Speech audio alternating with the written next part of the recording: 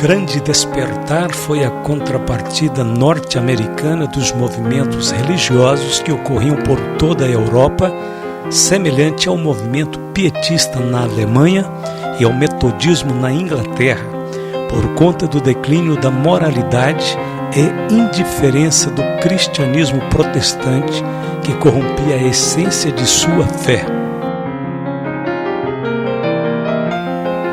O Grande Despertar ultrapassou todas as fronteiras denominacionais, mantendo sua ênfase na conversão, experiência pessoal, leitura particular da Escritura e uma tendência à adoração entusiasta.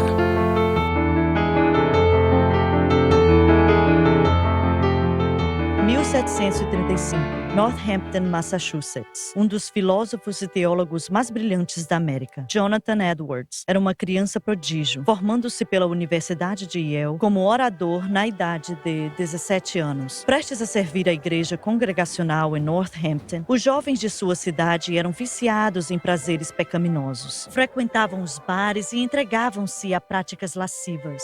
Os cristãos, ele acreditava, estavam preocupados em ganhar dinheiro. A atitude estoica e a calma de Edwards não era a indicação do conteúdo poderoso que energizou sua congregação. Suas descrições gráficas dos tormentos do inferno e suas ilustrações das delícias do céu tinham reacendido o fervor espiritual entre seus fiéis. Em pouco tempo, era raro ver alguém andando pelas ruas em um domingo, enquanto Edwards estava pregando. Corações duros tornaram-se moles, e corações frios tornaram-se quentes, e mentes estreitas abriram-se ao amor de Deus. Jonathan Edwards não só pregava desgraça e tristeza, pelo contrário, ele ajudou a produzir o espírito americano de otimismo, mostrando a benevolência de Deus. Enquanto os Estados Unidos ainda não existia, ele previa uma glória futura para o grande país que vivia. Nem todos estavam a bordo.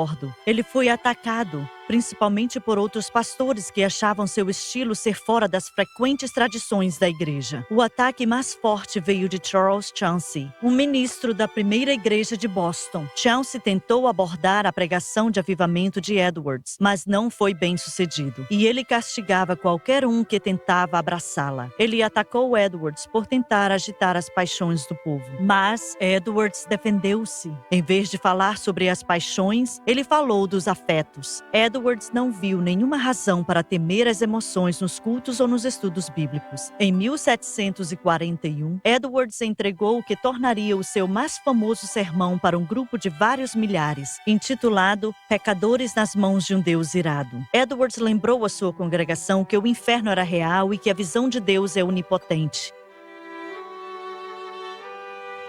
E deixe que todos que ainda estejam fora de Cristo e que estejam pendurados sobre o abismo do inferno, sendo velhos, homens e mulheres, ou de meia idade, ou jovens, ou crianças pequenas, agora ouçam os gritos e sons das palavras e providência de Deus.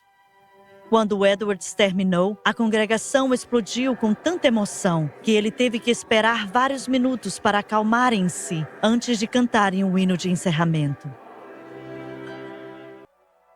George Whitefield gostava da camaradagem que tinha estabelecido com o dócil Jonathan Edwards, mas ele também manteve contato constante com alguns velhos amigos de Oxford, que também foram evangelizar na América, John e Charles Wesley. Os irmãos Wesley foram chamados para pregar no Novo Mundo, mas Deus iria lidar com seus corações no caminho. Durante os primeiros estágios de sua viagem, eles conheceram um grupo de colegas passageiros. Chamavam-se moravianos. Uma noite, enquanto os moravianos iniciaram seu salmo da noite cantando, uma violenta tempestade surgiu. Violentas ondas sacudiam o navio, rasgando o mastro ao meio e vertendo águas sobre e através dos pavimentos. Os outros passageiros gritaram, mas os moravianos continuaram cantando em meio ao caos. Os Wesleys foram movidos, testemunhando a sua fé firmes e alegres no Senhor conforme eles enfrentavam o tempo mau. John Wesley fez amizade com um pastor moraviano no navio, que apresentou uma série de questões desafiadoras para Wesley. Você sabe, sem sombra de dúvidas, que ele te salvou? A convicção inundou a alma de John Wesley. O que quer que essas pessoas tinham, ele temia que ele não tinha.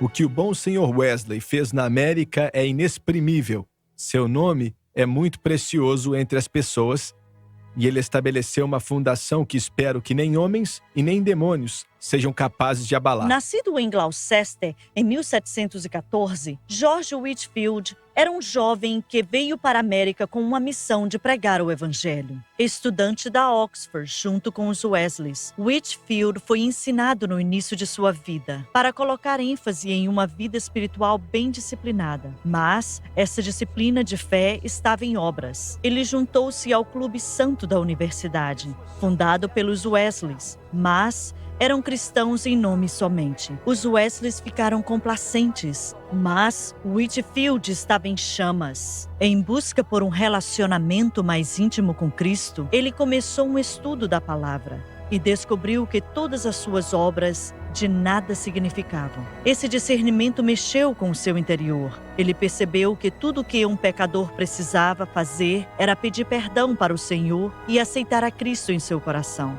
Whitefield foi verdadeiramente transformado. Ordenado com 22 anos, Whitefield imediatamente começou a pregar em cidades inglesas nas proximidades.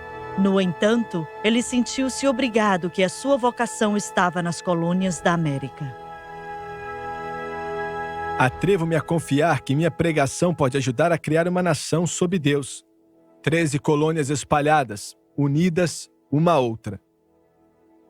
De muitas maneiras, Whitefield continuou de onde John Wesley havia parado. Ele estava tão interessado na ideia de justiça quanto John Wesley, mas ele ofereceu um ingrediente extra, o renascimento espiritual. As mensagens de Wesley eram pesadas em leis, as de Whitefield em graça. As plateias ficavam eletrificadas com a voz de ouro de Whitefield, com seu estilo impetuoso, extravagante e eloquência incomparável. Nenhum colono havia visto algo parecido como esses avivamentos. Centenas reuniam-se para ouvi-lo falar. As congregações atentas choravam enquanto as lágrimas escorriam de seus olhos. As multidões cresciam de Rhode Island para Massachusetts, de Connecticut a Nova York. As pessoas vinham em massa para ouvi-lo pregar. As congregações acostumaram com os sermões lidos. A eloquência livre deste jovem orador apaixonado teve um grande apelo pelo seu público. Seus sermões eram simples, lógicos, emocionais e principalmente improvisados. Ele recorreu para uma ampla variedade de pessoas de todas as esferas de vida, incitando os ouvintes a experimentar um novo nascimento na salvação de Jesus Cristo. Irmãos,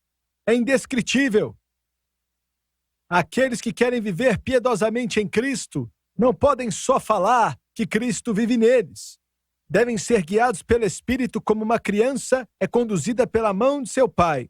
Eles ouvem, reconhecem e obedecem à sua voz. Sendo nascido de novo em Deus, eles habitualmente vivem e caminham diariamente com Deus. Será que você tem paz com Deus através de Cristo, que comprou a paz? O Senhor Jesus derramou o sangue do seu coração para isso. Ele morreu por isso, ressuscitou por isso, e agora subiu ao mais altos céus, está intercedendo à mão direita de Deus.